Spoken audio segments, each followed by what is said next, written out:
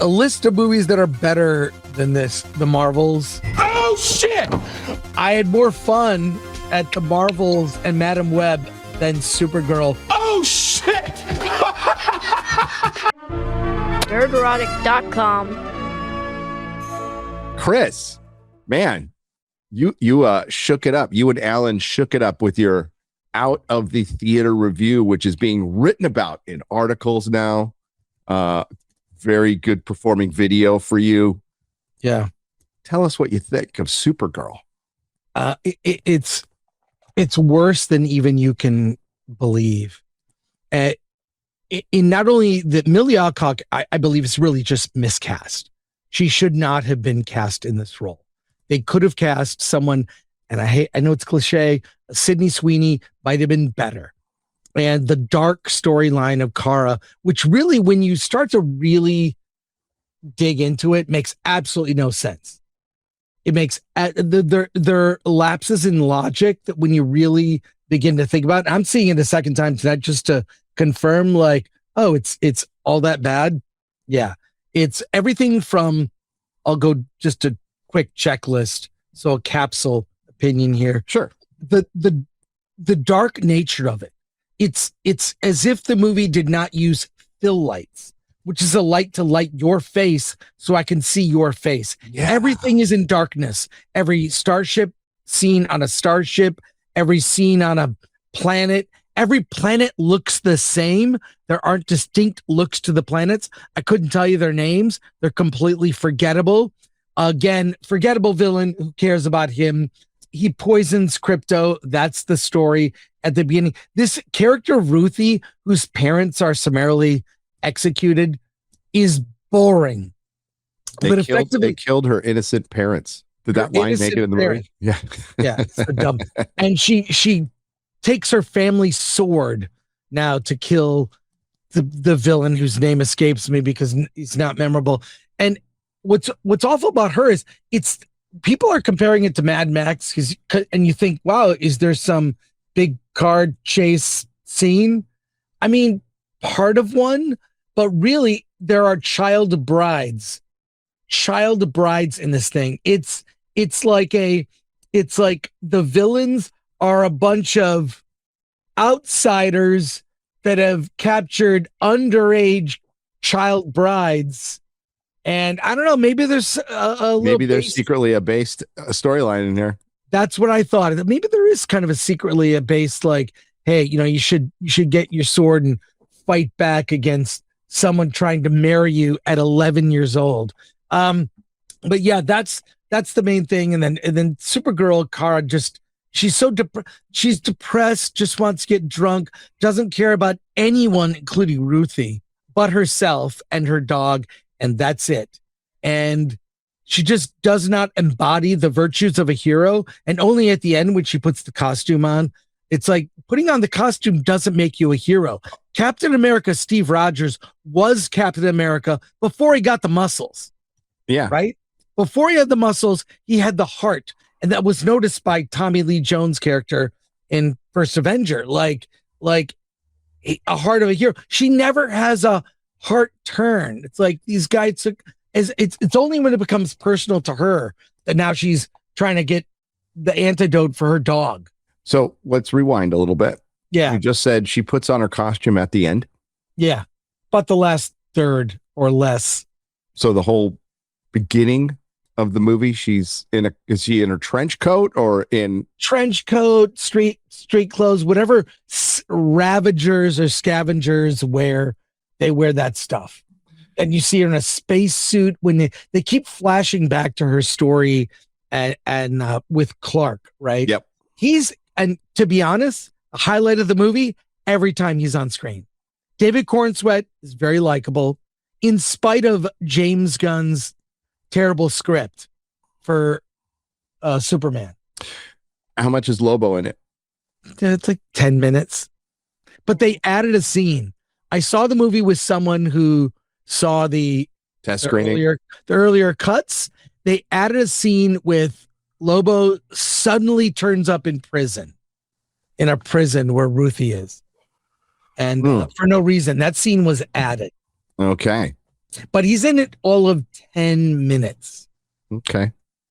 He's all over that marketing. So is Superman, who's also in it for all of 10 minutes. I mean, you saw one of the scenes already where Kara crash lands. I mean, the nitpick things that bug me are everything to do with Krypton and how that's handled.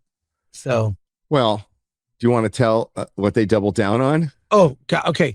So we see Krypton going through a destruction, but they create this sphere that preserves a city like a city of Krypton is preserved where Kara lives with her parents.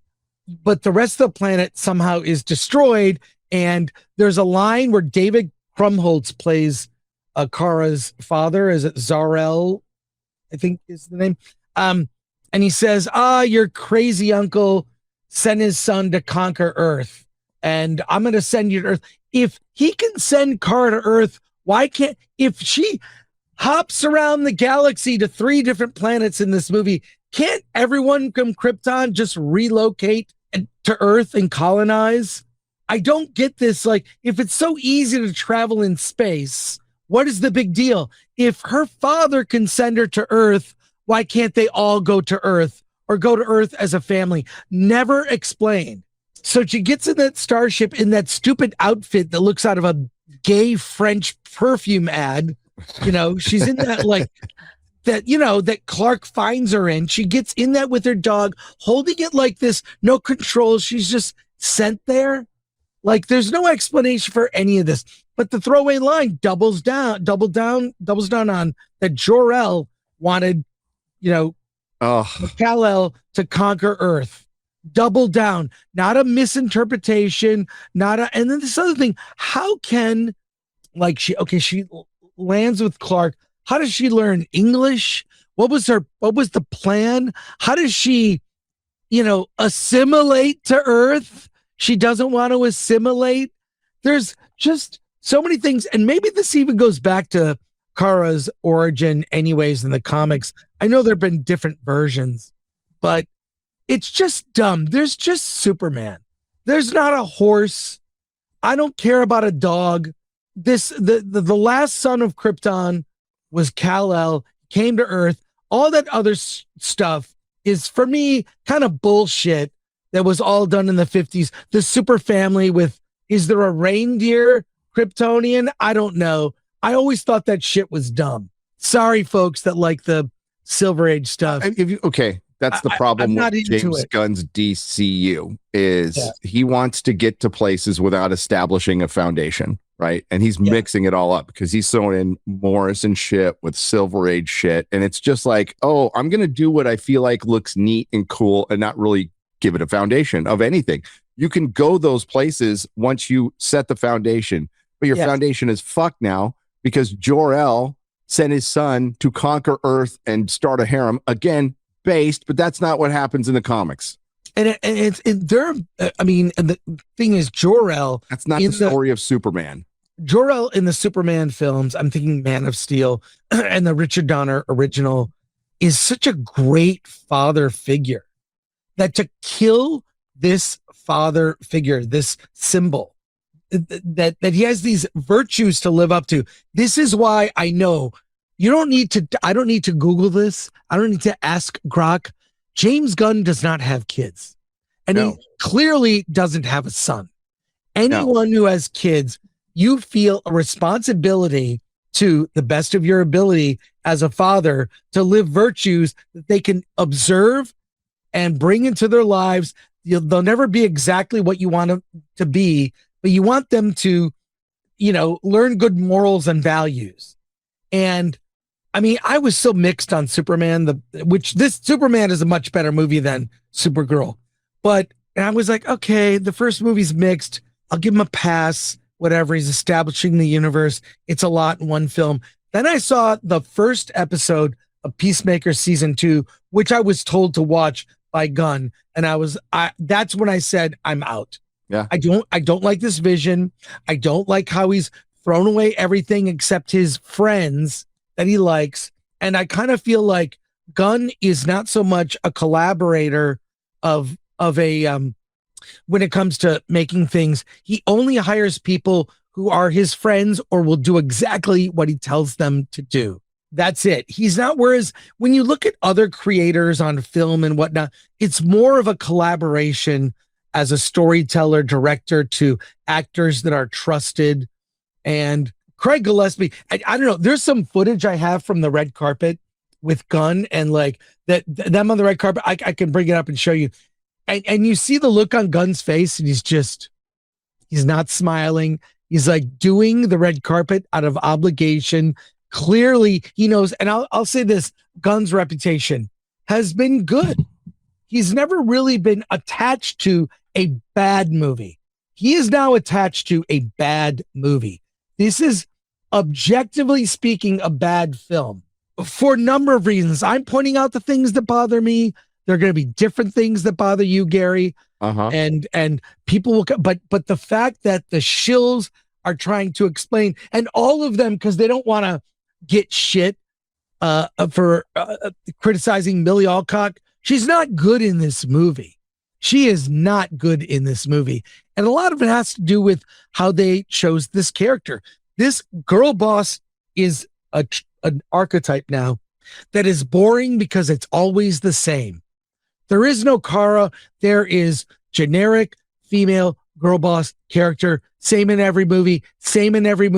Always does this. You see the identities of the characters. You know who's good. You know who's bad. White guys, bad. Any people of color, they are good. There's a lot of people of color in this movie. They're always the good ones. Always. Never not. It's so clear delineation. Whether they're also painted, there are these girls that try to take over a bus. I think part of that scene was shown. They've shown, like, you've seen every action scene. You've seen it. I mean, you've seen a smaller version of it, but there will be no surprises in this movie except maybe the Krypton stuff, which is in flashback to show her pain. Pain that justifies her being a insufferable biatch. Correct. Great. And it's fine because she has been victimized. And I don't know what they did to Jor-El. You know, it's just typical Hollywood. They just hate fathers. Yeah, and it's this other thing of, if you were, say, Kara, you know, Krypton's destroyed, your cousin shot away to another planet, your father builds this thing to save you, wouldn't you feel some obligation to go, I'm going to live up to the, like, I'm a survivor of Krypton. I'm going to live up to some ideals. My father had all these resources and sent me, and they stayed in that dome for a while. It appears they don't tell you exactly the amount of time that passed. Bottle City of Candor. The Bottle City, right? So they spend time. It's not very good, by the way. It's everything. The production design of this film is Sci-Fi Channel circa 90s. Oof. You know, it's apocalypse. All the planets are like Mad Max planets with bars and ravagers or scavengers, whatever you want to call them. I mean, it wants to be Guardians. It doesn't even get close to the worst moments of a Guardians movie. It's Guardians in trench coat only. The levels of bad, and the box office will reflect it. Okay, from Variety, Millie Alcock poses with James Gunn, Craig Gillespie, and Peter Safran at the Supergirl world premiere. Let me just look at Gunn's face.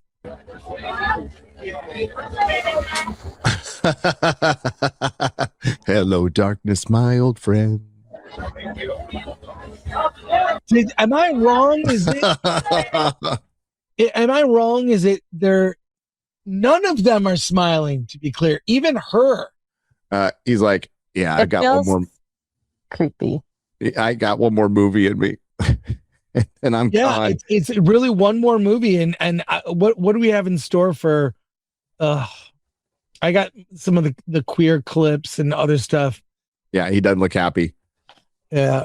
I know David Ellison came out recently and said he's our guy. Yeah. Well, here. Look at this. I'm assembling a team. Oh my God.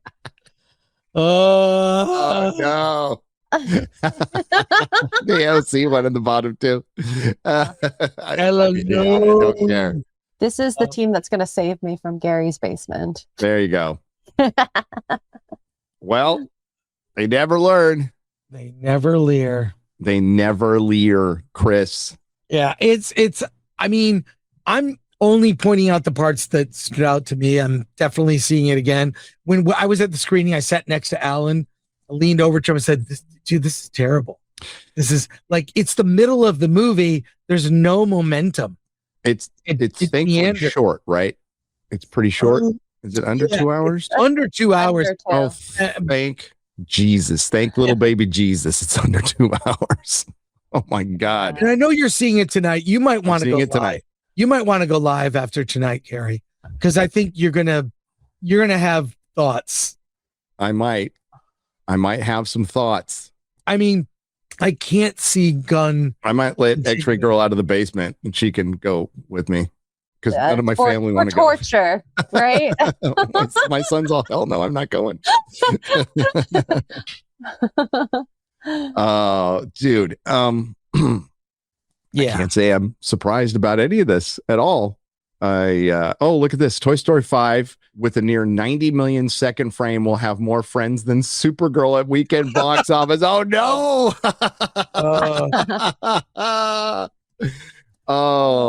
And I mean, this is kind of bad within itself based on what I've seen of Toy Story 5. I know Alan loves it, but I do not love it, but whatever. There's a snake in Supergirl's boot, and it's the second weekend of Disney Pixar Toy Story 5. Many of us have speculated, by the way, that Supergirl could be number 2 at the box office, and it's looking like that's the case.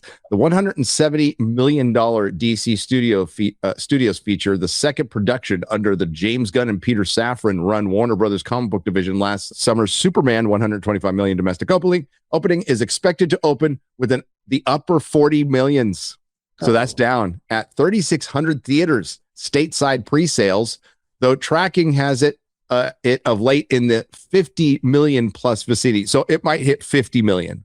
Well, it's also 1,000 fewer theaters than Superman. Yes, Wow. and that's also 6 million below the opening of The Flash domestically. And as our good friend Ryan pointed out, recently, a lot of the management at Warner Brothers was given multi-year extensions. Peter Safran and James Gunn were given multi-month extensions. Oof. Through Man of Tomorrow. That start would be around such previous regime DC greenlights as 2023's The Flash, 55 million, sorry, not 56, which was tormented by tabloid reports. No, it was tormented by 2 Ezra Millers. Stop it. Though above such lackluster titles as Aquaman, The Lost Kingdom, and Shazam! Fury of the Gods, overseas estimates for Craig Gillespie directed feature take of Tom King and I can't pronounce that name, graphic novel Supergirl, Woman of Tomorrow, which I heard it's nothing like, are the low 40 millions. So if you remember, Superman did really well in the States and did not do very well internationally. We hear from sources the pick is opening everywhere from Belgium to France. Hence, the global opening range is between 80 and 90 million. Previews in North America start at 3 p.m. Thursday. No critical Rotten Tomatoes score yet. Yes, we have one now. Toy Story 5, meanwhile, passed $200 million at the domestic box office on Tuesday. The Andrew Stanton directed fifth quel. Fucking hell.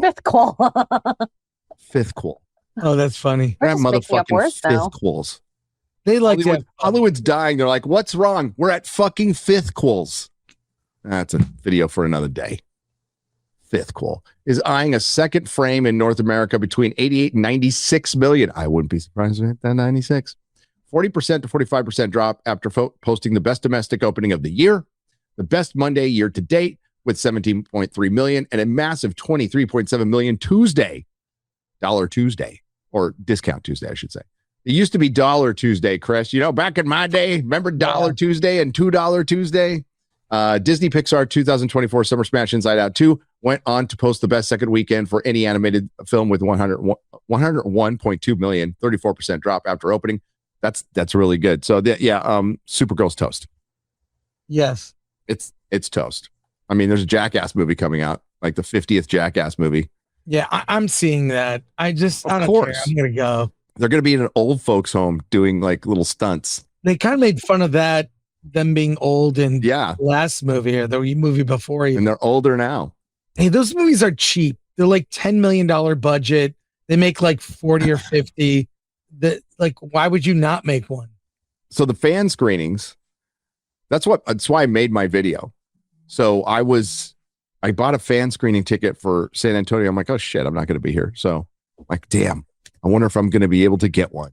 So I checked in my local area and the theater was empty for the fan screening. That's so in your area, it's just empty. It is fucking empty. There is, I think, 3 other people going. You pick a good middle seat.